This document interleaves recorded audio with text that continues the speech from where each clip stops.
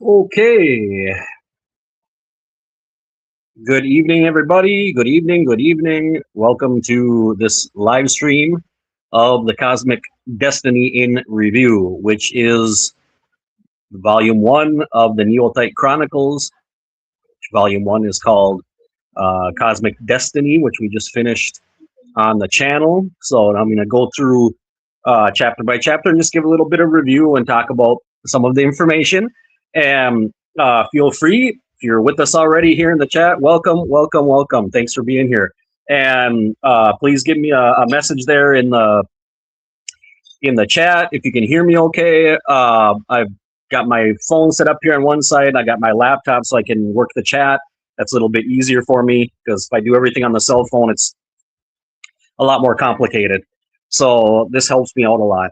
So I want to thank you for being here. And so the reason why the review I think is important because you know, I remember a while back when my dad read the first volume, and then we were talking about it and he had some questions.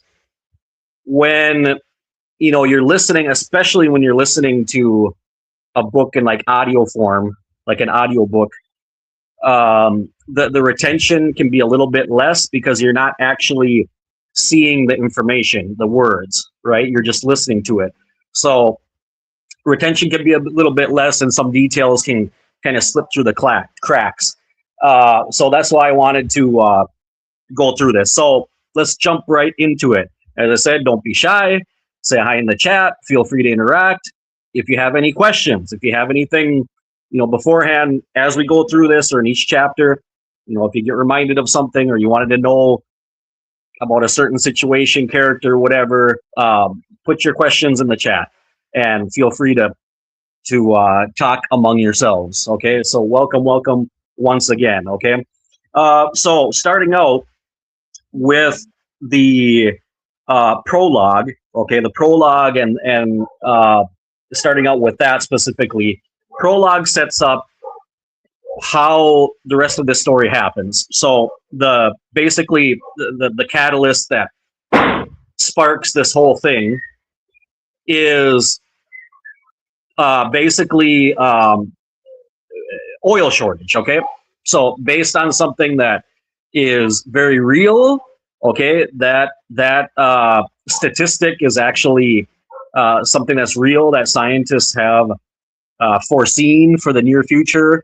Around 2050 in that area, there will be a shortage, or even the oil reserves will run out by that time, which is very alarming because that's not that far off.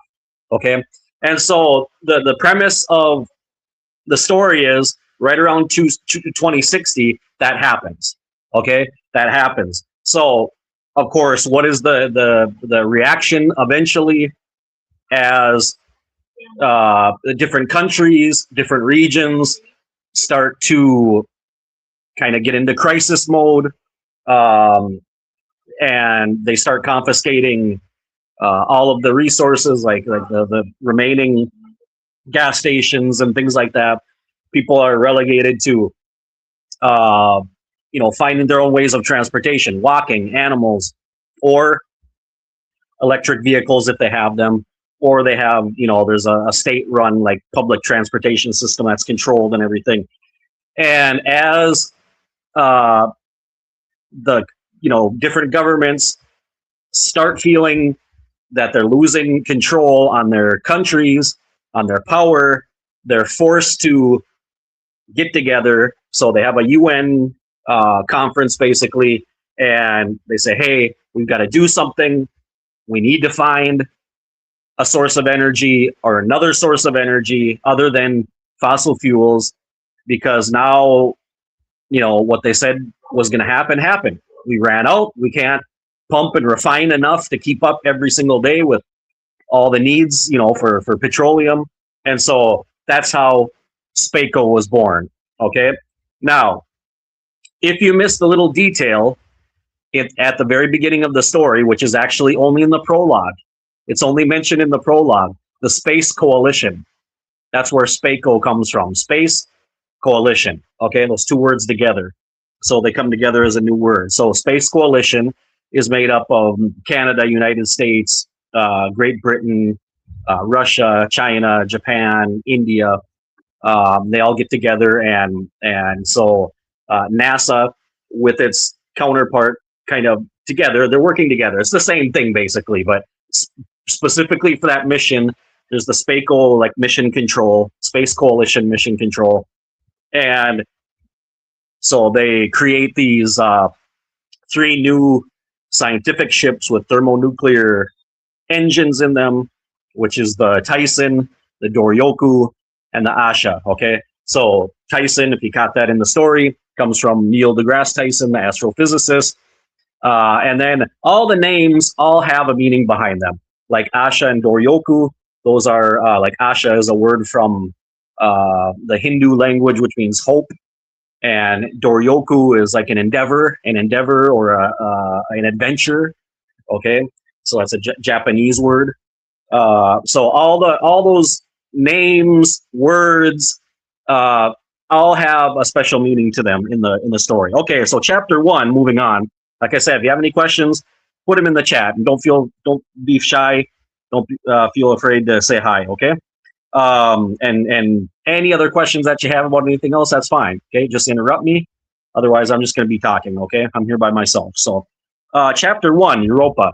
So the beginning of the story focuses on the drilling facility, which is Sezia. Okay, now if there's somebody out there that's Russian, I hope I'm pronouncing that as close as I could hear it on the Google. They're not always really good, the pronunciations, but basically Sezia is like a savior in Russian. That word Sezia is like savior. It's the closest word I could find to a savior. So the Sezia facility we get introduced to a character, which is Lavina Romanov.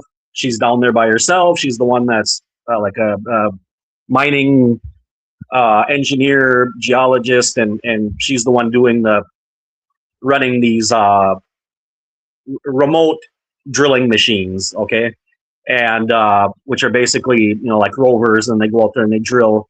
And so why are they there? Why Europa? Well, as it's explained in that chapter, they picked up with their satellites some kind of radiation coming from a certain area in Europa, which doesn't match up with any other type of radiation that they've seen before.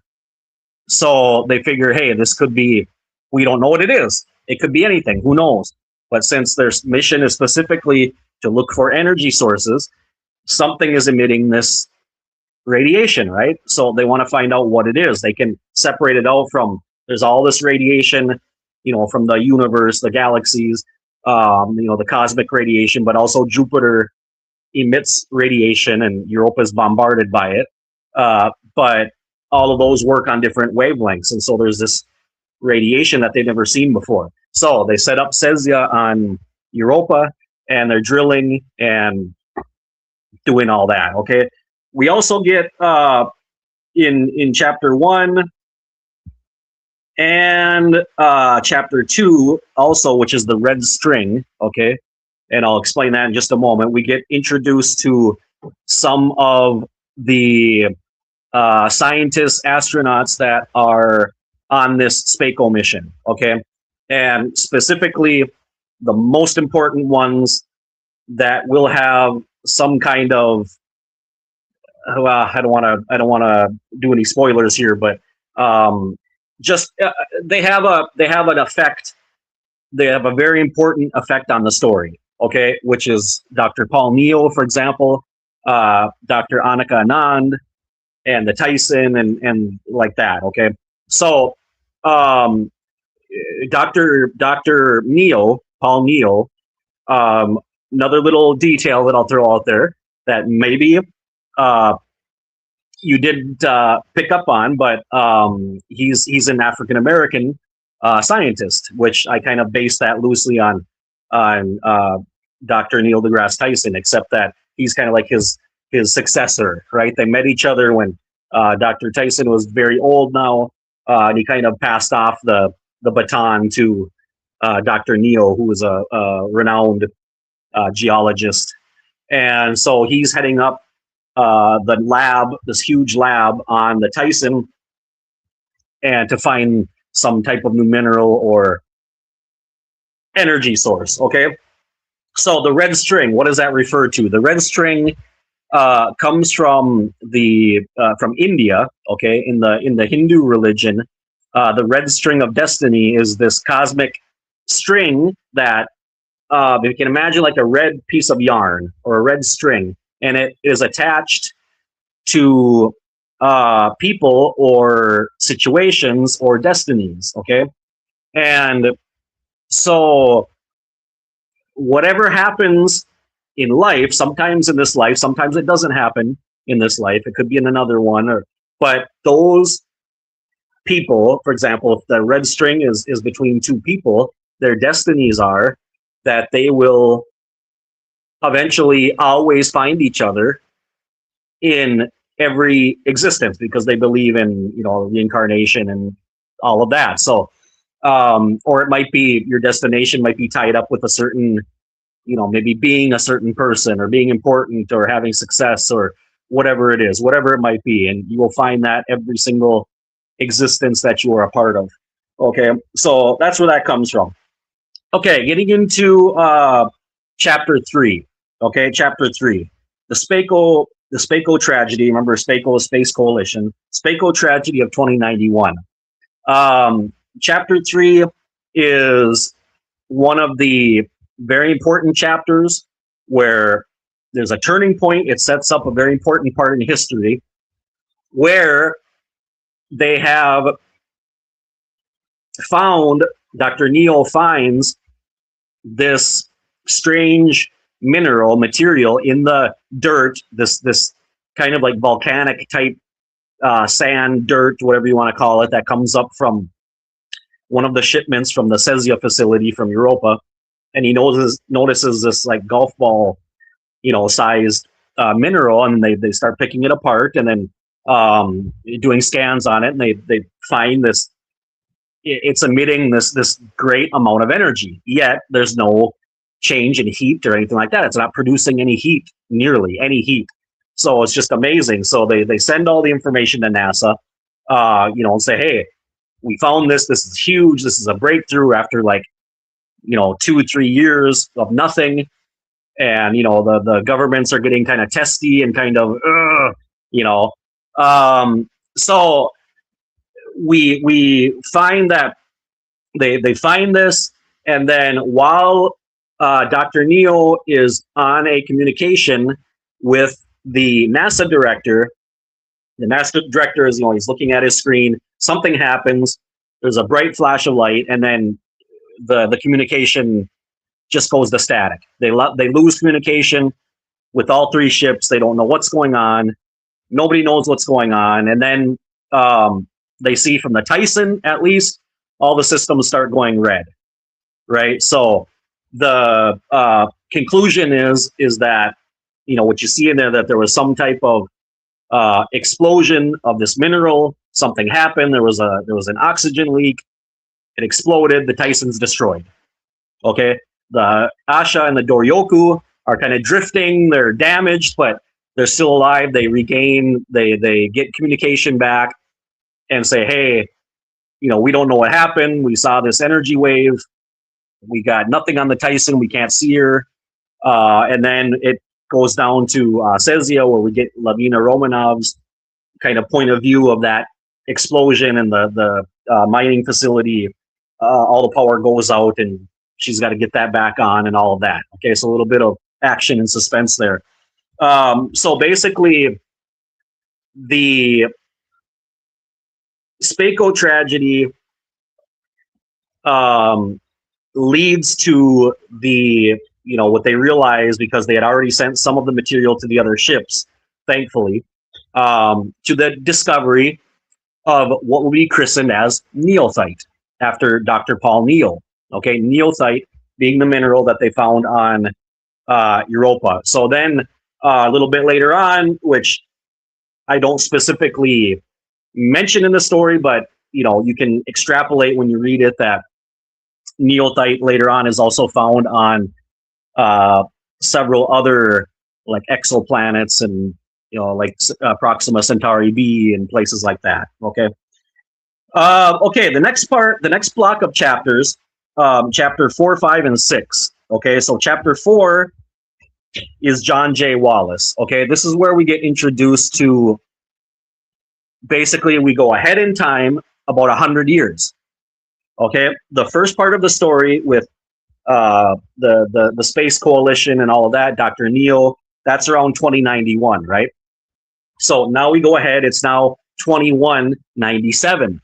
Keep that in mind, 2197. So just over 100 years in the future, neothite has now become the main energy source. It's replaced all fossil fuels. It's almost practically unlimited amount of energy that it produces. And so we get introduced to Captain John J. Wallace, who is the captain of a freighter, which he takes raw neothite from a mine on Proxima Centauri b to a refinement facility, which we'll talk about in just a second. So then chapter 5, acclamation, and chapter 6, Eon 1. Okay, so one little detail that can get a little bit confusing that maybe didn't pick up on is that in these three chapters, chapters 4, 5, and 6, we get introduced to John J. Wallace in the future time, or the present time now, which is 2197, but then it goes back. Okay, it goes back to his beginnings. We see how he got into being the captain of a freighter for Neocorp, the Neocorp mining company, right?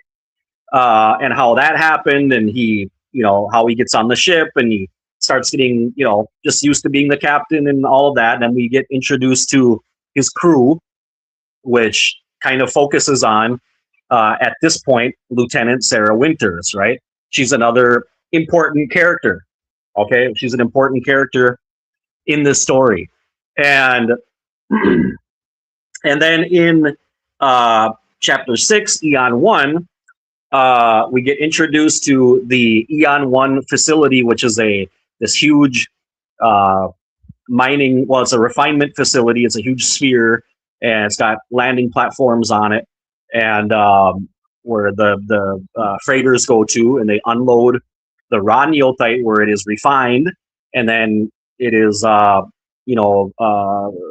packed into different chips and things like that, which can be used for different types of machines, computers, cars, whatever they need it for. Okay, and we get introduced to another important character. Okay, from this point on, for the rest of this story anyway, okay, at least for the rest of Volume 1, Cosmic Destiny, the important characters are going to focus on Captain Wallace, basically, who's the main character. Okay, the story kind of revolves around him in this first volume. And then Lieutenant Winters, Sarah Winters, his pilot and kind of like first officer. And then the director of the Eon 1 refinement facility is a Russian who is Dr. Sasha Malenkov. He's also a very important character.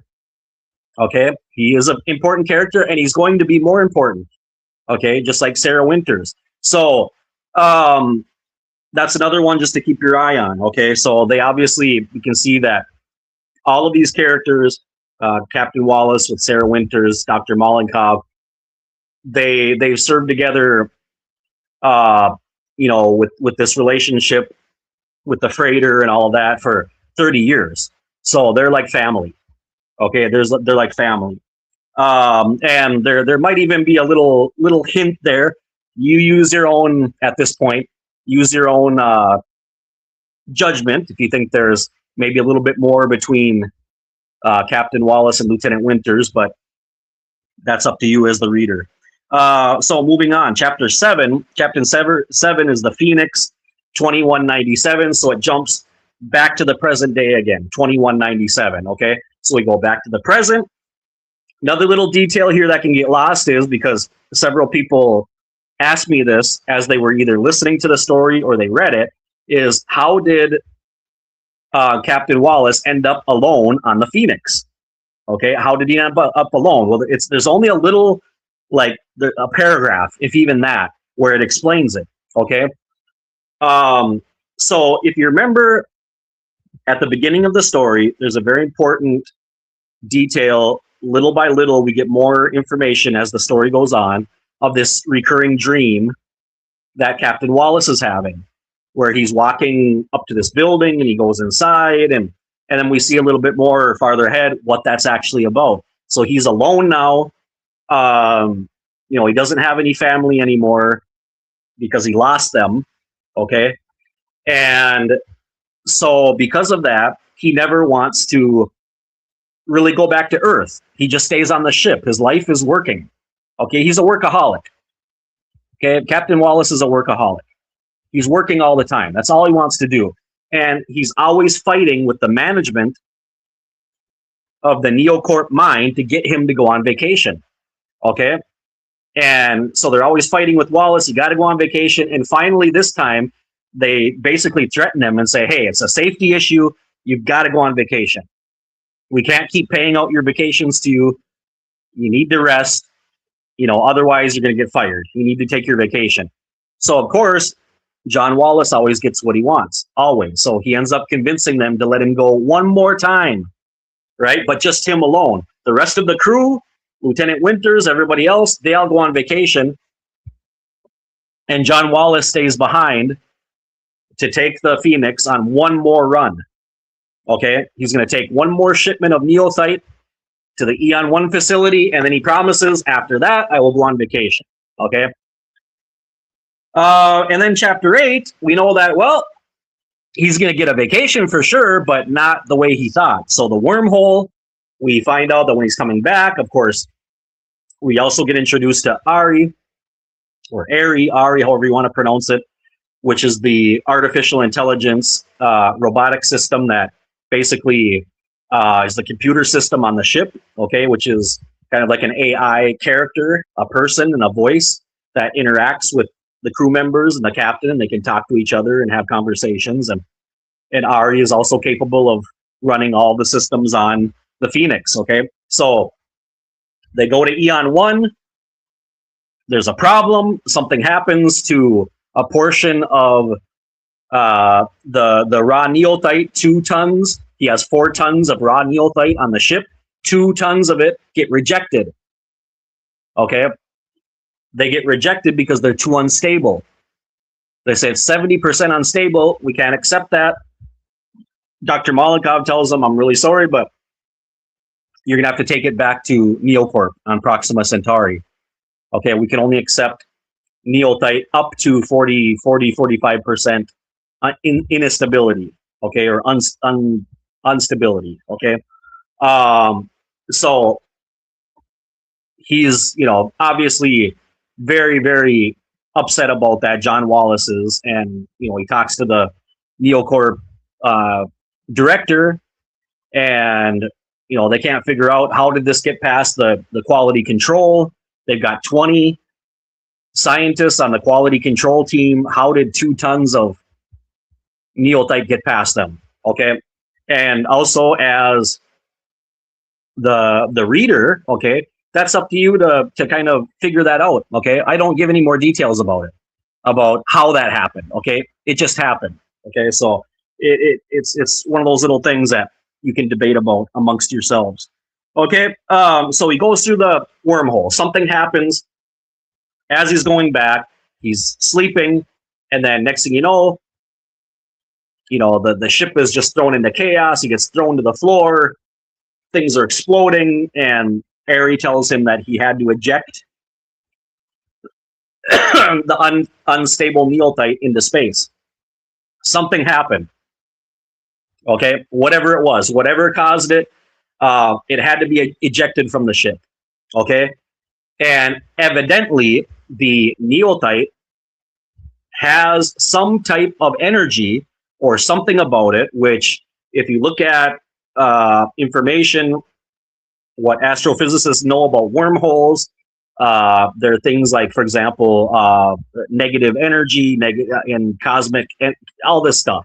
Okay, that negative mass that's needed to, when a wormhole opens, to keep it open. Okay, kind of like antimatter or something like that. So, and evidently, which we'll find out more and more about neophyte, which they really don't. This is one of the things, guys. They don't really know much about neophyte.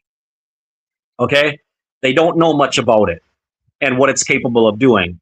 So, in one of the conversations that Dr. Sasha Malenkov has with Captain Wallace, is that he tells him that some people in the scientific community, like him, believe that neophyte is not natural. It was created. It was engineered. So what does that mean? It could be some kind of alien technology. It could be something that they stumbled across. Maybe they weren't supposed to find it. It wasn't meant to be found, but they did, right? So they don't know anything about it. All they know is the energy that it gives off. But we find that somehow neophyte is able to open wormholes, okay? But the way it does it is uncontrolled. That's why the ship is just sucked in and it's out of control, and it's just a disaster. So in chapter 9, Landing, where he comes out the other side and into the path of the orbit of this planet. Where he's at, how far away, who knows? That's the whole thing. As the reader, you're not supposed to know either. I didn't give those details because John Wallace doesn't know. He has no idea where he's at. No clue, right? He could be millions and millions of light years away, or he could be on the other side of the universe. Who knows where he's at? But he comes out, his ship's out of control, he's got no power, the engines are down, he can't control the ship, so he turns the controls over to Aerie. Aerie, all he can do is use the thrusters, right? Directional thrusters to get the ship stabilized because it's in a spin like this, okay? And get the ship under control, but he can't do anything about the forward momentum. Nothing he can do about that. So inevitably, they're going to crash on this planet. They get sucked into the gravity well of this planet, and the ship goes down, okay? And they crash inside of this gigantic cave, okay? The Phoenix crashes into the cave, okay? As it crashes, the nose of the ship goes upwards and punches through the backside of the cave, okay? So part of the nose of the ship is sticking out of the cave. The rest of the ship is inside of the cave still, okay? So the ship is at a slight uphill incline. So I tried to explain that in the story. Okay, chapter 10, survival instinct. Okay, in that chapter, hola mi amor.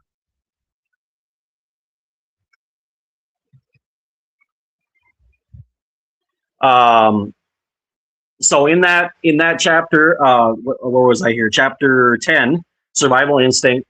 Captain Wallace wakes up, okay, and everything's dark. The bridge is a disaster, okay. Everything's smashed. There's only a couple emergency lights on, so he's got to try to get power back to the ship. He can't figure out why the emergency switch over. There's a secondary system.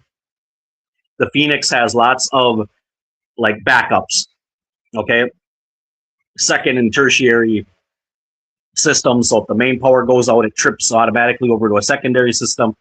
But for some reason that didn't happen. So he's got to find his way over to the engine room, which is behind the bridge command. Okay, so if you remember, the Phoenix itself is set up in different sections, A through E. Okay, section A is the engine room. B is the bridge. Okay, uh, section C is the cargo bay. D is like the eating area, the galley, all of that. Okay, where the recreational areas are, the food where they eat, and then section E has crew quarters and observation lounges and things like that. So he's got to go backwards behind the bridge to get to the where the engine core is. Okay, so he goes in there, gets the doors open manually, and you can see that the engine core is glowing green. Okay, which neolthite has this green kind of emerald quality to it, and goes down to the bottom of the engine core, gets into this conduit box where the breakers are and everything. Sees that they're all blown out. Okay, they all got blown out. So the primary system never got a chance. The breakers never got a chance to switch over to the secondary system. Okay, so he's got to go back up and down a couple times. He's got to fix these breakers and then trip them manually to get the secondary system going. Okay, to get that trip. He does that. Okay, in a nutshell, gets power back to the ship, and everything's all good. Ari comes back online, and then all is well and good. Okay, so getting into the next 3 chapters, so just to summarize here quickly, chapters 11, 12, and 13, which is Earth Hell, chapter 11. Chapter 12 is a stroll on Earth Hell, and chapter 13 is Red Sky in the Morning, okay, which is a allusion to weather changing, okay? These 3 chapters kind of focus on the planet itself. It's John Wallace and his everyday routine, trying to survive, trying to figure out what happened, where is he.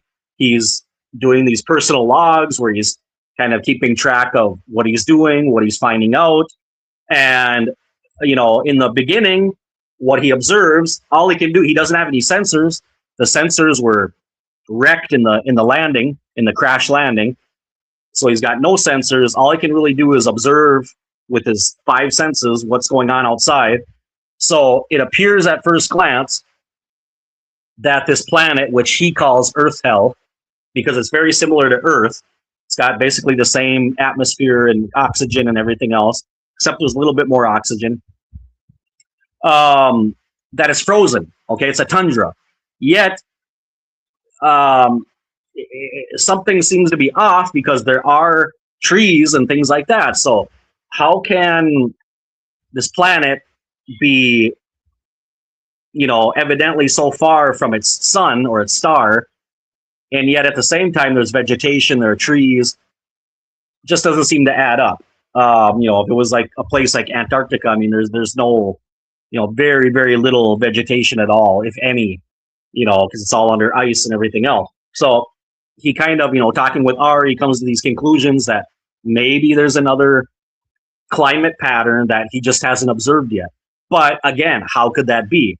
How could the weather change on this planet, being that, you know, he can see with his spacesuit, his excursion suit, that it filters out the light and you can see the star, which, you know, there's this very dim light in the sky.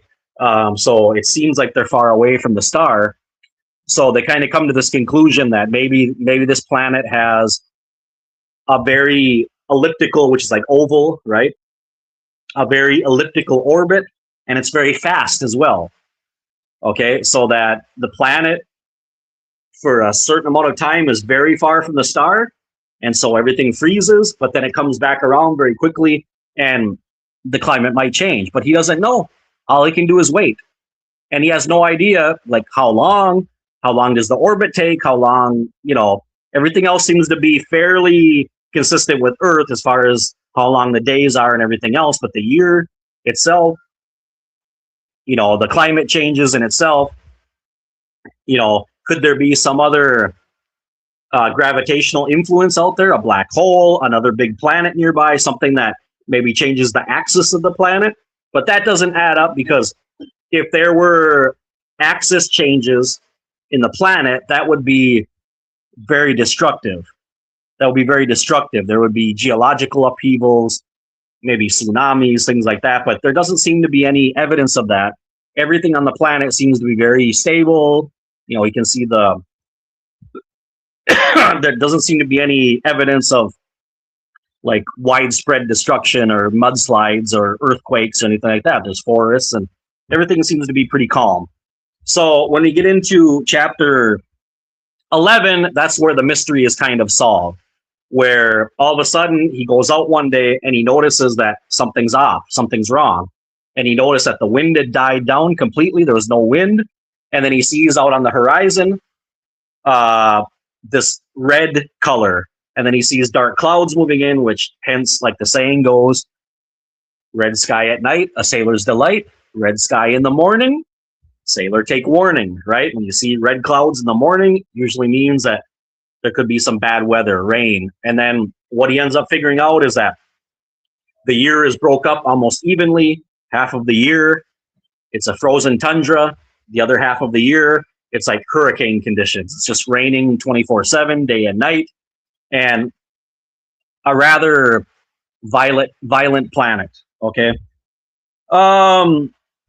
Okay, so getting into the next block of chapters, okay, chapter 14, Mission Phoenix. So we go back to, we pick up again with Lieutenant Sarah Winters, who has now been taken back on by the Air Force, okay, and then she's working with NASA again, but under the Air Force now, once again, and she's been promoted to Major. So she is now Major Sarah Winters, okay, which is another important detail. So remember that. So Mission Phoenix, basically a couple weeks after the Phoenix disappears and the John Wallace and the Neophyte and the Phoenix disappear, NASA launches a mission to investigate and try to find out what happened. So Major Sarah Winters becomes she's the leader of that mission. And then we get introduced to several of her crew, 5 scientists, which will also be important, okay? So like Benny Benson, Dr. Benny Benson, okay? Dr. Remy, okay? Jenna Remy from India. So they are there to try to find out what happened to Captain Wallace. So in the next couple of chapters, which it jumps back and forth several times, okay? So if you notice that, that basically Dr. Benson, like in chapter 16, where B.S. Benson is one of the names that they gave him in the scientific community, because he's kind of out there. He's kind of an oddball. Okay, he's got some beliefs about wormholes and neophyte that not everybody shares. Okay, so he's kind of a fringe scientist, and people call him, Bonkers Benson or B.S. Benson. But Benson and Dr. Remy, they find, when they're out there, they find this, they go back along the route that Wallace took from Eon 1 back to Proxima B. They don't know exactly where he disappeared, so they're scanning little by little as they go along, and then they find this anomaly out in space, which is described as this like waving. They can see the stars like in this wavy pattern, like a flag in the wind, okay? And around that area, they start to pick up a specific engine signature from the Phoenix, and they can tell at what velocity she was going at, yet beyond that point, there was no more radiation signature from the engines, okay? It was stationary. So all of this radiation that was caused by her engines were in one spot. And then they can see that it started to go backwards, right? Which is what they were kind of extrapolating on, hypothesizing on, was that the wormhole opened up and basically had the ship trapped. He was trying to escape this pull that it had on her. He couldn't. And they got sucked into the into the wormhole, and that's what they were seeing. They sent that information back to NASA, and what happens soon after that? Well, we see that when we get into chapter 17, Camus' Dilemma. Okay, Albert Camus was a French philosopher who talked a lot about the meaning of life and suicide and things like that. If life is worth living, and so basically, um, again, because of the climate changes on the planet, we know that the Phoenix, when it crashed into the cave, the part that went through the cave, the nose, there was a gash in the top of the ship. The ship got ripped open. So during these climate changes, snow and ice and water were getting into the ship, and then as it would freeze and then thaw out again, it started to warp the walls, the bulkheads around the doors, right? So water started to filtrate into the rest of the ship. Okay, so the part of the ship that's called the tram, which is like a little train system that can take you around the ship, okay, horizontally. Water gets in there, that tram is electrified and it explodes. Okay, and that shorts out the engine again, and now Wallace has no way of fixing it. Okay, so he finds himself at this point basically with his back against the wall. He's got no way to fix the engine. He's got no way to get power back to the ship. And he's just dead. He's dead in the water now. And he feels like the whole time that he's been there, he's been fighting against these elements. He's been fighting against his own mind, against the dreams that he's been having, which we find out what is the dream that he's been having. He's reliving the death of his wife and his first child, who died in childbirth. Okay, while his wife was giving birth, her blood pressure went down. She went into cardiac arrest and she died. The baby had oxygen deprivation, died a couple of days later. And that's how Captain Wallace kind of became this workaholic and this recluse, and, just kept to himself, right? So at this point, basically, what happens? What did you feel? What did you feel happened? Well, he gave up. He gave up. He just said, I can't do this anymore. What am I going to do now without any power? I can't do anything. I can't even do my personal logs anymore. I can't talk with Ari even, which gave him the illusion of somebody being there at least, right? To keep his mind sane. And so he basically just checks out and he's like, that's it. I'm done. And so what does he do? He makes the decision to kill himself. He's just going to end it. He's going to inject himself with, this large amount of basically anti-anxiety medicine and anesthesia, and just go to sleep and die, right? So in the very last chapter there, he goes outside with this contraption that he put together to pump all this anesthesia into his arm, enough to probably stop his heart. And he does so. And we see him kind of hallucinating, and he sees his wife walking towards the cave, and he says, I'm going home. And that's where the story ends. So then we get into the epilogue. Epilogue is very important, okay, because the epilogue gives us, kind of leads us into the second part of the story, the second volume, which is the Neothite Conspiracy. So we see that right away after that information that Major Winters and Dr. Benson and Dr. Remy found about the wormhole, they sent that information back to NASA. And almost right away, a short time after, the program, the Mission Phoenix program to find the Phoenix and find Dr. Wallace gets canceled. They scrub it, and then all we know about Dr. Benson, Major Winters, all the rest of them, Dr. Malenkov, they all disappear. They disappear. They drop off the face of the planet. Okay? And then the epilogue shifts to another scene where evidently it's back on the planet where John Wallace was, There's a group of astronauts, evidently. It says that they're in these older looking, keep that in mind for the future, older looking excursion spacesuits. They find the cave. It's raining, hectic outside. They find a path up the backside of the cave. They see the nose of the Phoenix sticking through the cave wall. They come around the front. They go into the cave opening, and there they find Captain Wallace's body. He's sitting on his little stone chair that he had there at the opening of the cave. And then over their comm system on their helmets, you hear a male voice say, "We found them." And that's where the story ends. Okay? So, in a nutshell, that's what happens in Volume 1 of the Neophyte Chronicles, Cosmic Destiny. That's where it ends. Kind of a cliffhanger, right? What's going to happen? We found them. Who? Who is it? Who is there? Who is looking for John Wallace and the Phoenix? Who evidently found them, right? What do you think?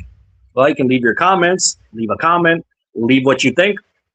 Another thing I would like to know in the comments is I'm kind of debating when to start uploading Volume 2, the Neophyte Conspiracy. I don't want to wait too long because people can lose interest, and also you can start to forget some of the details of the first story, okay? But I think that if you enjoyed, I'm sure, if you enjoyed Volume 1, Cosmic Destiny, you're going to enjoy Volume 2, the Neophyte Conspiracy, even more. It's even better, okay? And the story is going to continue on, and we'll see what happens. Do we get answers to any questions? Do we figure out what happened to John Wallace and the Phoenix? Does he ever get found? What happened to Major Winters and Benny Benson and all the rest? Okay, what is the Neophyte Conspiracy? What's behind it? Well, those things are coming up. So feel free to make any comments down in the comment section. Remember how you can support the channel here with the super thanks, the memberships, liking and subscribing as well. Always helps. Okay, it can help us to keep the coffee flowing. Okay, so appreciate you being here. Appreciate you watching this.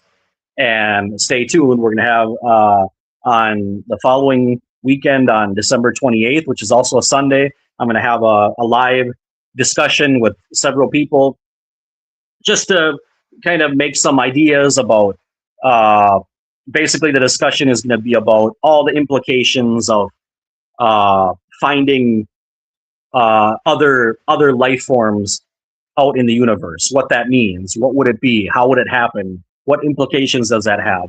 Just an open discussion. It's not to come to any conclusions, it's just to brainstorm together and come up with ideas. That's it. It's going to be an interesting discussion. Okay? So thank you for being here at this this review of Volume 1 of the Neophyte Chronicles, the Cosmic Destiny. Stay tuned for Volume 2, the Neophyte Conspiracy. I'll see you guys soon. Be blessed.